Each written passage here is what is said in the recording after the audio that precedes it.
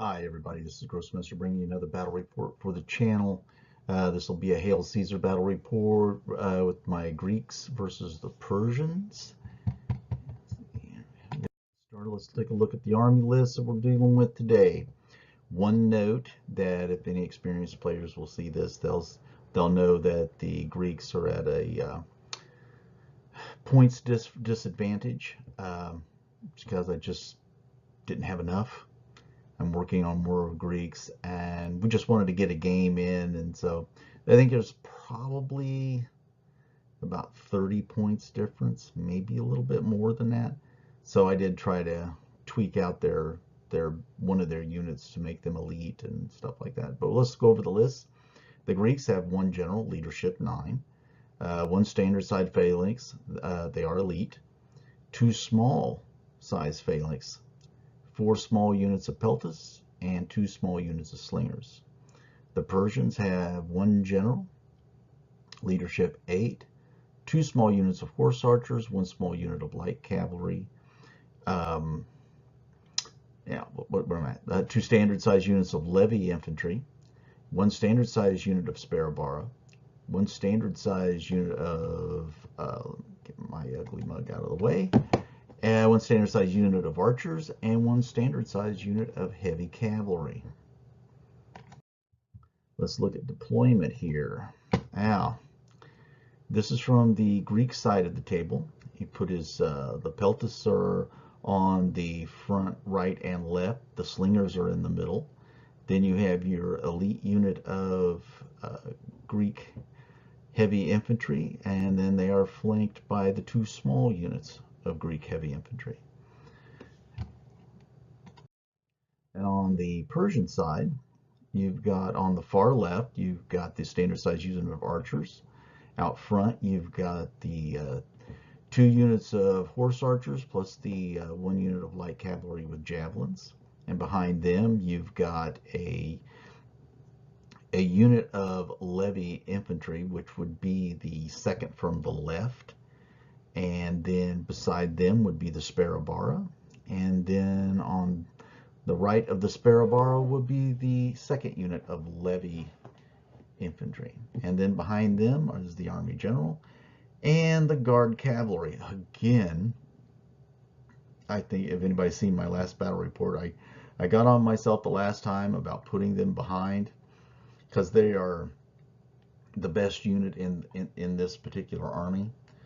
And for some reason, I keep thinking I'm going to put them in there as a strategic reserve and have them, win the day. Well, a lot of times, by the time they get to win in the day, the game's already over. So I'm going to have to work on the way I deploy those guys right there. And so, okay, let's go back. Okay, let's just take a look at this. From the last screen, you can see we advanced and the Greeks advanced.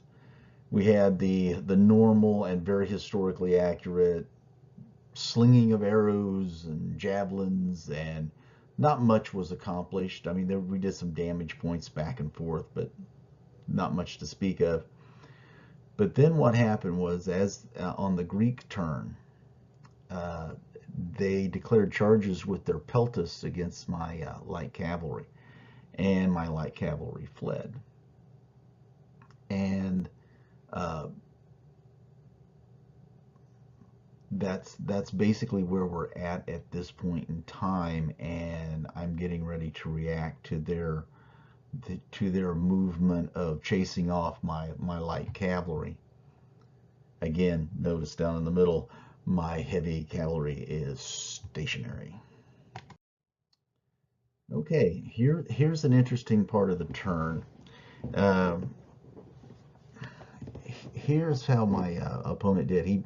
He moved his phalanxes forward because I don't think he was worried that I don't have enough shooting really that was going to disrupt either the large or the small phalanx of hoplites. So I don't think he was too concerned about that. And so what he did was he just advanced through his light troops and really started to put the pressure on my army. If you can look over to the top left of the screen, which would be, if I raise my finger up, it would be that direction. And you can see where his one all blue hoplite unit, the small unit it would support with his peltis, are really putting pressure on my left. And all I've got really over there, as you can tell, is my archery unit, because in evading the charges by the peltis in the earlier rounds, my light cavalry have now round up right in front of my infantry. It's never a good thing to have happen. I don't know, but it would just seem like that was, you know, that was the direction they had to flee and or evade, and they did their Parthian shot, which I've done that several times, and you know, it's okay. I just don't ever really get a whole lot out of it. But you can see that the pressure is really going to start to mount here. Now this is another picture where I've got my the light cavalry in front of the horse archers on this flank over here. I know I've got them all painted white and stuff, so at a distance it's kind of hard to tell which one's which, whether they've got bows or javelins. But you can see from this photo, you can see that they're much closer. The hoplites are much closer than in the previous photo. The previous photo is a little bit deceptive because I've stretched it to meet the size of the screen. Okay, and this is that same turn, the same couple of turns where you can see it from the Greek side of the table. And from my perspective, and getting to see it this way, he looks in a really good position. At this point in time, I wouldn't give you a snowball's chance in hell for my archery unit there in the terrain feature. And oh, a note there on the terrain features, we used them as they were like difficult ground, and that reduced everyone's movement once you got to them to one move. So that's how that worked. And that's why there wasn't a lot of maneuvering through them. Although if you finally, at this point in time, I finally moved my heavy cavalry off to would be the Persian right flank, the Greek left. And I'm trying to move them over and get them in a position where they can actually affect the battle. Okay, this is this is where it's starting to get good. After he's run off my cavalry for a second time with his charges, and he's charged into my center with his elite phalanx supported by his peltis, and on my left, his right, his small unit of Greek hoplites are supported by 2 units of peltis. So that being said, it's getting down to the crunch time of the game. Enough of that, you know, running around shooting and throwing stuff back and forth at each other. It's time to get into slobber knocking, and this is why I really like these games. And it's this was tense. This was tense right here, and I want you to look at this, because this is how the game began to become bogged down in that slugging match, and we're trying to, and I think both of us were waiting for that moment when either the dice favor or the dice taketh away. You know, they just, but it was very nip and tuck at this point in time in the game.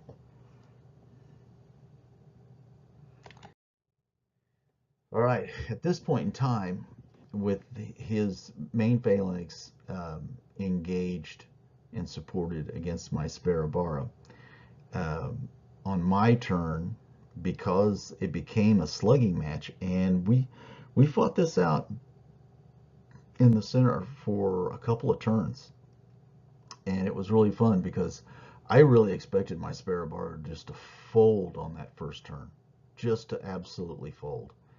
And they didn't. And I think that was kind of a turning point in the game, because it kept that great big unit from being able to turn and face and then threaten the rest of my center. Tactically speaking, the Sparabara holding out for, I think they've, let's see, they charged, they pushed us back, we fought again, and then I think on like the third combat is when they were finally broken. But you can see here on both right flank and left flank, I've been able to countercharge with my levy infantry.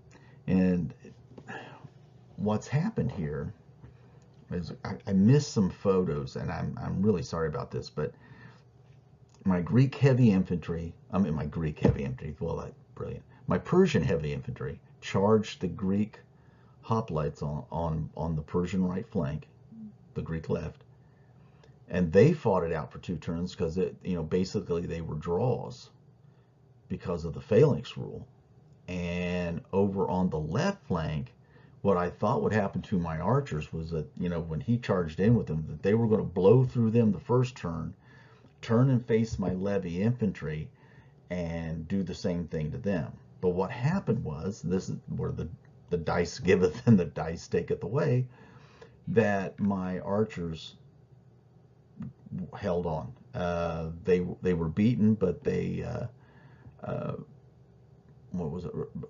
they retreated in good order, and they fell back. And I was actually thrilled with that. I thought, man, that is just, it's tough luck for my buddy. I felt bad for him, because of all the combats there that should have worked in his favor, it probably should have been that one, but I got lucky.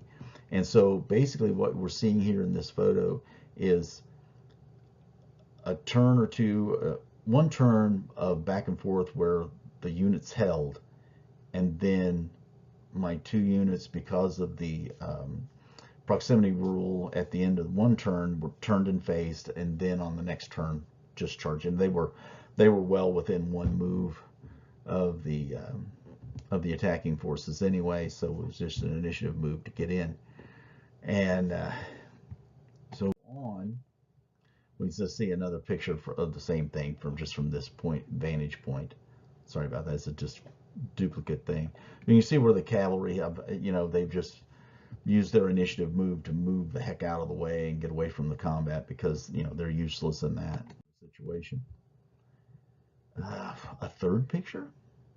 Maybe this is where I'm showing where it's just a grind and it's a stalemate. Yeah, that's probably what I intended, but I've forgotten.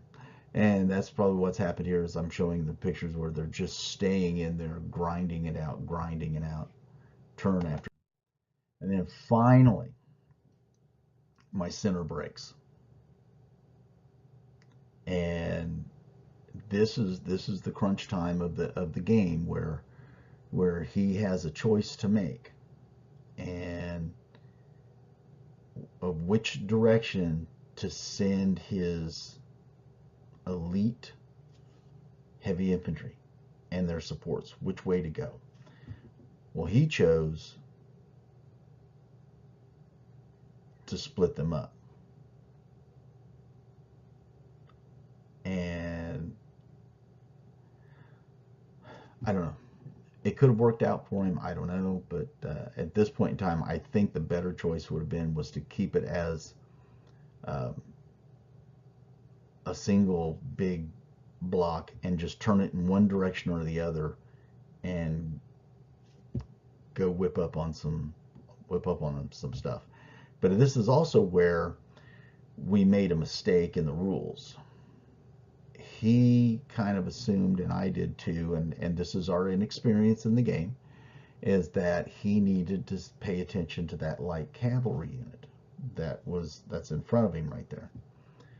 Well, when we went back and looked at the rules, no, that was not the case. He could have ignored them. They're in open order, and he could have ignored them and turned that big unit even more to face the combat, and then been able to re-engage in another turn. But as it turned out, that mistake was made, and it did affect probably his tactical decision making during the game. Which, you know, as in our little group, I'm the proponent of this sort of game. I should have known that, and I take that one, I take responsibility for that one. Here's another viewpoint of it where you can see the small Greek hoplites there are surrounded by, you know, infantry and cavalry, and they're supported by their peltas and stuff, and it's coming down to it. I mean, but it wasn't like it was a foregone conclusion every round. It was very close. All the dice rolling was very close. And now you see, and this is where the game ends. His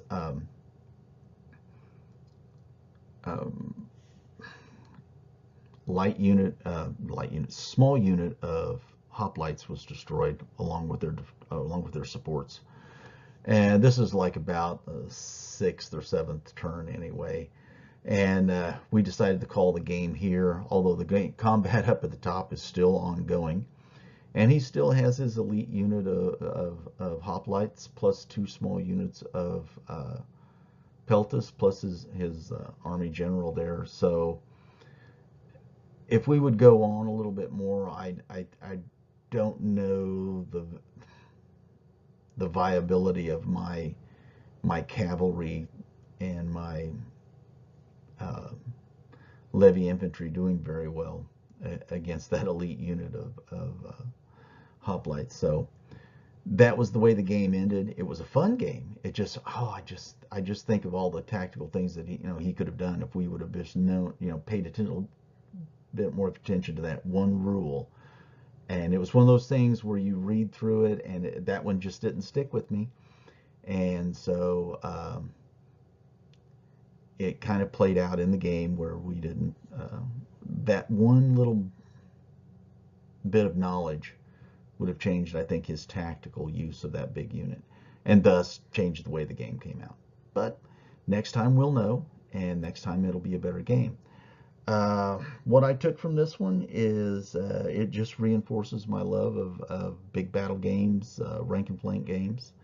I have a video up earlier, like this summer,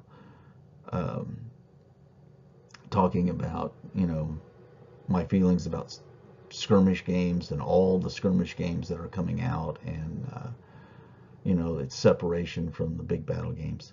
But that's that's a topic for another time, and I don't want to get involved in that again. But I got to get more Greeks done. One more Greek unit, and this game is completely different, especially if it's another unit of hoplites. So that being said, and I think I'm going to bite the bullet and get some of the Victrix Greek light cavalry just for fun, because I've seen Kent from Kent's Paint Shack. He painted some up, and they look awesome. They are awesome models. Might get some more of the peltas and stuff too. I don't know. It'll probably grow outlandishly large to where I'll never use all of it, but but that's the hobby we're in. But I hope everybody enjoyed the video. It was a fun game. It was a good looking little table. Made a video about that, and how I'm going to try to start working on terrain pieces for the games and stuff like that. I've got another video up where I unbox some the desert buildings from Warlord Games and stuff. Rendra. Yeah. And I can't wait to get started on those. So everybody have a good day. Enjoy, and I'll talk at you next time. Leave comments down below. Let me know what you think. Give me some suggestions basing what you guys do. Anything that you want to know about what I'm doing, just leave a comment and I'll get back with you. Thank you very much.